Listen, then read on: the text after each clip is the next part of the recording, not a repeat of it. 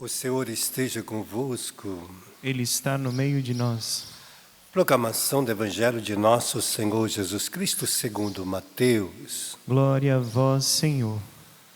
Naquele tempo, quando Jesus entrou em Cafarnaum, um oficial romano aproximou-se dele suplicando: Senhor, meu empregado está de cama lá em casa, sofrendo terrivelmente com uma paralisia. Jesus respondeu: Vou curá-lo. O oficial disse: Senhor, eu não sou digno de que entres em minha casa. Dize uma só palavra e meu empregado ficará curado. Pois eu também sou subordinado e tenho soldados debaixo de minhas ordens. Digo a um, vai, e ele vai. Digo ao outro, vem, e ele vem. Digo ao meu escravo, faz isto, e ele faz. Quando ouviu isso, Jesus ficou admirado e disse aos que o seguiam: em verdade eu vos digo, nunca encontrei em Israel alguém que tivesse tanta fé. Eu vos digo, muitos virão do Oriente e do Ocidente e sentarão-se à mesa no reino dos céus, junto de Abraão, Isaque e Jacó. Enquanto os herdeiros do reino serão jogados para fora nas trevas, onde haverá choro e ranger de dentes. Então Jesus disse ao oficial: vai, seja feito como tu crestes. Na mesma hora, o empregado ficou curado. Entrando Jesus na casa de Pedro, viu a sogra dele deitado com febre. Tocou-lhe a mão e a febre a deixou. Ela se levantou e pôs-se a servi-lo. Quando caiu a tarde, levaram a Jesus muitas pessoas possuídas pelo demônio.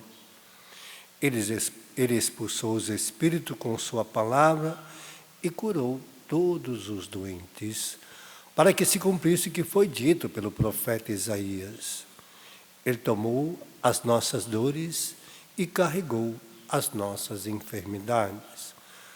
Palavra da salvação. Glória a vós, Senhor.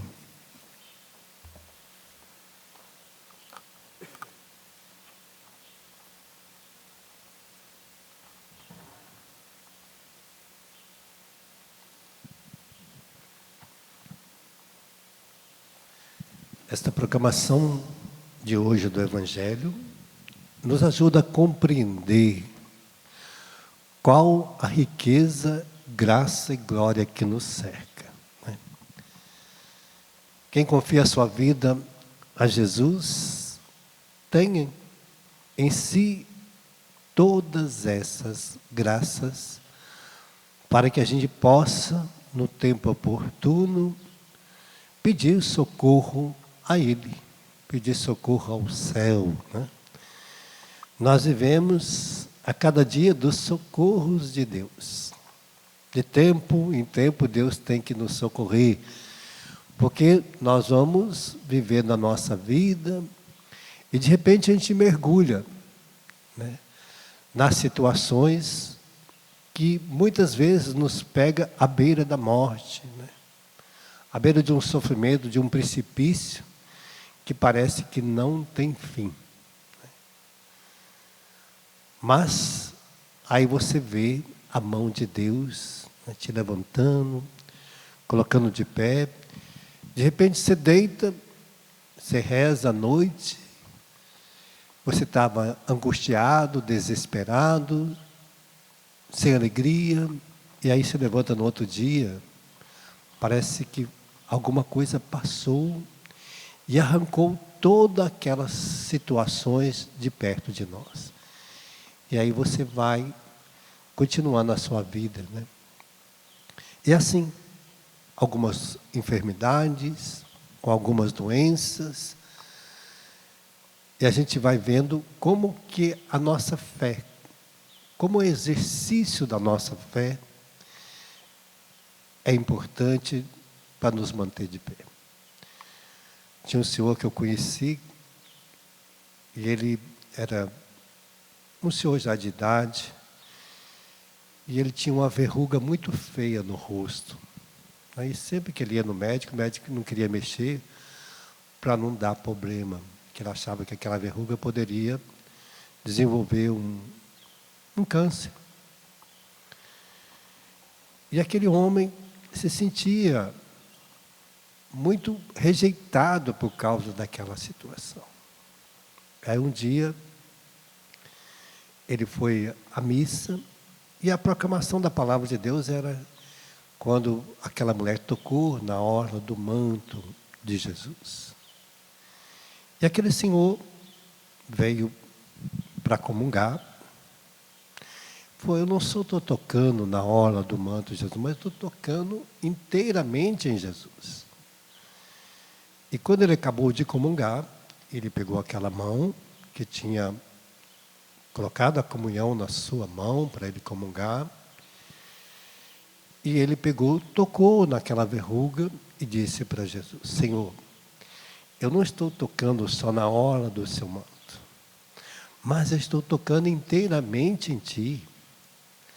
Se o Senhor curou aquela mulher daquele fluxo de sangue,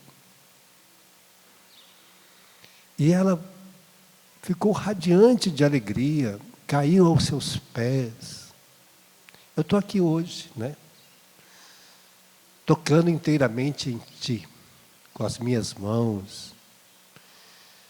E essa verruga tem sido motivo de muita humilhação para mim. Então, quem sabe hoje é o dia da minha graça. E foi para casa, dormiu, e aí no outro dia levantou para fazer a barba, ele está passando a espuma, e aí ele começou a gritar, né? Porque ele estava no banheiro, e a esposa dele levantou correndo, foi ver o que tinha acontecido. O que foi que você está gritando? E ele gritava, né? Olha, vem aqui ver, vem aqui ver, vem aqui ver. Aí ele mostrava para ela, olha aqui. Ela falou, mas não tem nada, você não cortou o rosto, seu rosto está normal, você não está sangrando. Porque ele estava com o barbeador na mão, e ele gritava, né? Olha, olha, e ela não conseguia ver o que ele estava mostrando, porque a verruga não estava mais ali. Aí foi, é a verruga que sumiu. Aí ele foi procurar a verruga, né, para ver onde que ela estava. Não achou. Procurou na cama, debaixo da cama, né? Não achou. Ele ficou tão assim que ele saiu, foi lá no outro dia, na igreja, para me mostrar, né? Padre, ontem aconteceu isso. A verruga sumiu, procurei em casa. Então, é a riqueza, né, da manifestação da glória de Deus nos tempos oportunos a cada um de nós. E hoje nós estamos vendo esta graça que Jesus vai mostrando a cada um de nós. Por que Ele veio? Porque Deus tem esta graça de querer nos socorrer, porque Deus nos acolhe como filhos, né?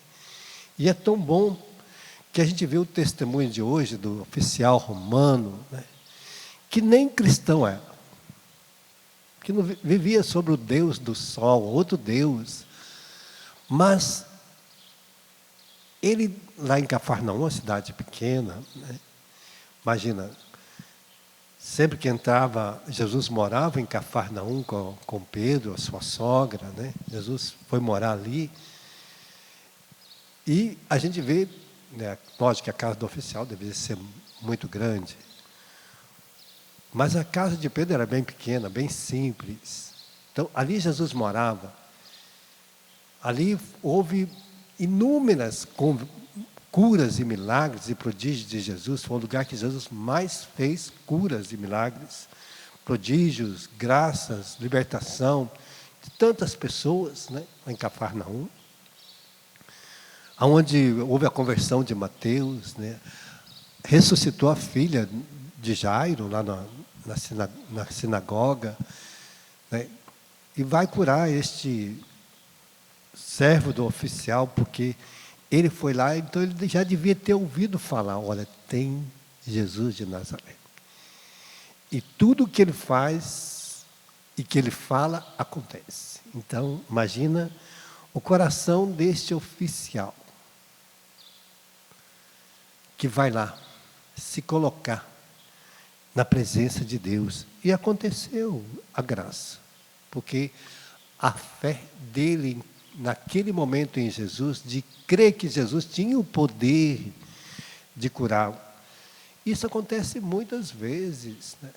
Quando a gente vai no hospital, dá unção para as pessoas, né? Agora a gente não está podendo ir, mas quantas pessoas que a gente chega no hospital, a gente nem pergunta muita coisa, porque a pessoa está doente, às vezes nem pode falar muito, às vezes até na UTI, está entubada, não tem jeito de falar, porque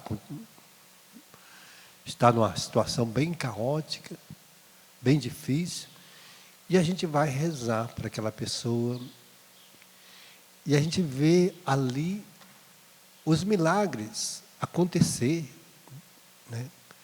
De a pessoa ter uma sobrevida, uma vida nova em Deus. E aí os médicos já disseram para a família, olha, não tem mais o que fazer, né? Quem diz às pessoas, já foram desenganadas pelos médicos, né? O médico já disse, olha, a medicina não pode fazer mais nada. E assim vai acontecendo, né? Eu me lembro de uma menina que eu fui lá rezar, e aí eu até pedi para a mãe, dizer para ela, olha, vamos rezar para Deus fazer a vontade dele, não a nossa, né? Porque ela tinha pegado uma infecção generalizada. E os médicos disseram, não tem mais antibiótico. Acabou. Tudo que a gente podia fazer, a gente fez, não tem mais jeito. Agora é só esperar ela morrer, porque não tem mais o que fazer. O que a gente podia fazer de medicamentos, já fizemos. Ela pegou infecção, a bactéria dessas mortais mesmo.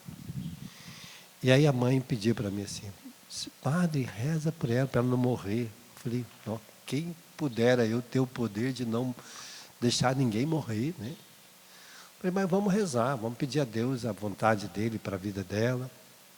Pronto. Aí deu unção dos enfermos, rezamos, eu e ela rezamos, entregamos na mão de Deus.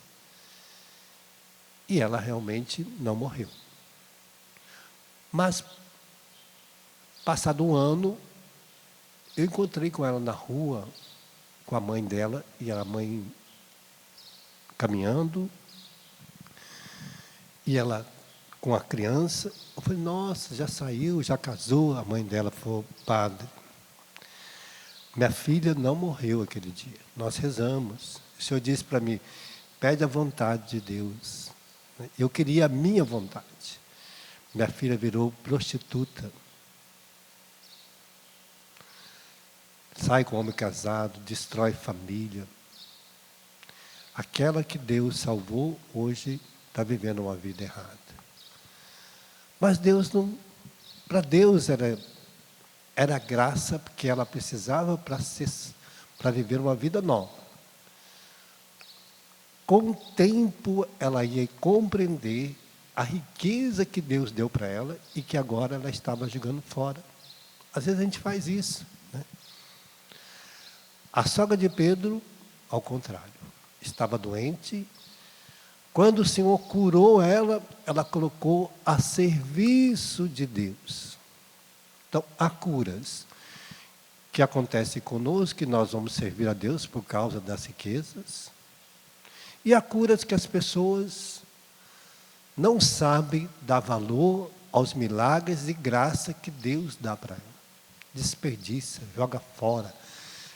Joga como que fosse na lama as riquezas e graças de Deus. Às vezes nós agimos assim. Hoje, a primeira leitura de hoje fala das lamentações de Jeremias. Que um Deus que cuidou daquele povo, que o libertou de tantas perseguição, tirou de tantos lugares, da escravidão de tantas situações. E aquele povo, mesmo que Deus deu para eles uma terra onde mana leite e mel, com todas as riquezas necessárias, que você vai lá em Jerusalém, como que produz coisas maravilhosas? Como que as coisas são saborosas lá em Jerusalém? Como que a terra desértica produz uma riqueza inesgotável de coisas maravilhosas. Você come uma tâmara lá, você come um pepino, que sabor! Você come um tomate, ele é algo extraordinariamente saboroso. Você come um pimentão que você fala, meu Deus, que sabor! O repolho, cenouras, as verduras lá são maravilhosas. Tudo que se produz ali é algo maravilhoso, de um sabor que você não encontra em lugar nenhum. E é gota a gota. Então a gente vê assim, Deus colocou as pessoas ali, deu para eles aquela terra, e às vezes este povo abandonava Deus por outros deuses pagãos. Se entregava à idolatria. Mesmo Deus cuidando dele como seu povo, como predileção, as pessoas não dão valor a Deus. E aí agora Jeremias está cantando essa lamentação, até mesmo da situação, porque quando a gente vai vivendo mal, a gente começa a ouvir até os falsos profetas. Aí aparecem falsos profetas. Ah, não tem problema você fazer isso, não tem problema trair, não tem problema a menina ter relação fora do casamento, morar juntos. Há muitos falsos profetas que querem viver uma vida mentirosa, de corrupção. Ah, não tem problema viver da prostituição, não tem problema se prostituir, não tem problema viver de homossexualismo, não tem problema viver disso, não tem problema de viver de mentiras, de enganação, de desonestidade. Deus é misericordioso, Deus perdoa todas essas coisas. Ele me perdoa, mas quer que eu mude de vida, como aconteceu hoje com o servo do centurião. Ter uma vida nova, como a mãe, a sogra de Pedro, que se coloca de pé e vai servir a Deus, né? Não porque eu ganhei uma graça e agora eu vou viver minha vida do meu jeito. Deus vai nos socorrendo, vai dando um socorro certo na hora certa. Só que tem hora que a gente esquece dele e vira inimigo de Deus. Na hora que nós necessitamos, nós clamamos o céu. Queremos abalar o céu. Quando tem alguém doente na nossa casa, com enfermidade, passando por uma dificuldade, aí clama o céu, vira todo mundo, e aí queremos abalar o céu, o socorro de Deus.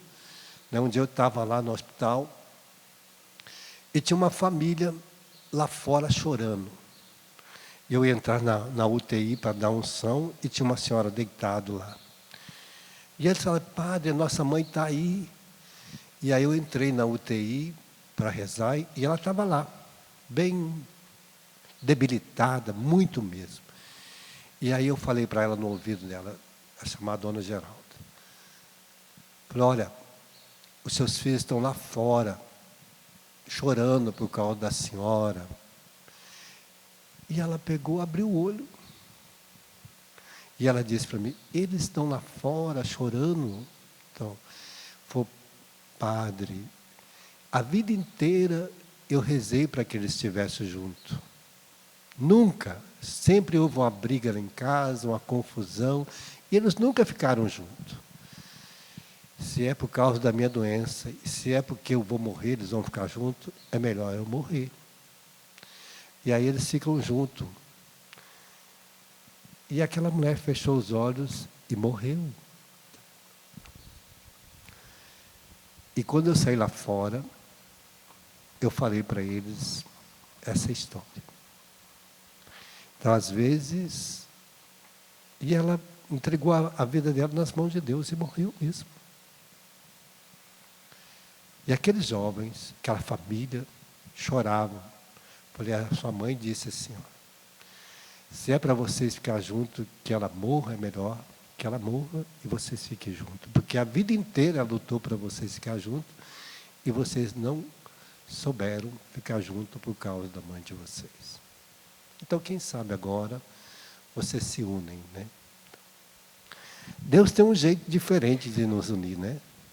Às vezes precisa de puxar o nosso tapete, né? Para a gente cair na realidade de Deus. Então hoje o Senhor está nos oferecendo a graça de cada dia, para que a gente possa aproveitá-lo e não voltar para a vida de pecado. Então vamos pedir nesse momento esta graça, assim como hoje Isaías lamentava por tudo que ele viu o povo, que Deus anunciou, que Deus testemunhou, que Deus fez, e eles não deram valor e foram para a escravidão novamente, foram aprisionados por 70 anos lá, como os assírios, Babilônia, e ficaram escravos do seu próprio pecado, da sua própria vida, da sua própria miséria, que Deus não deixa a gente cair. Que nós sejamos como este centurião, que crê no poder de Deus, como a sogra de Pedro, que na sua doença, na sua enfermidade, se coloca na presença de Deus, na presença de Cristo, e se deixa curar para servi-lo, que assim também seja o nosso coração, que seja a nossa vida, por tantos milagres e cura que Deus já nos deu, por tanto que Deus já nos fez, que Ele nos conceda essa graça no dia de hoje, de que a gente se mantenha de pé para servi-lo, e que a gente não se deixe levar para os deuses deste mundo, mas por esse Deus que nos acolhe e nos trata como filhos.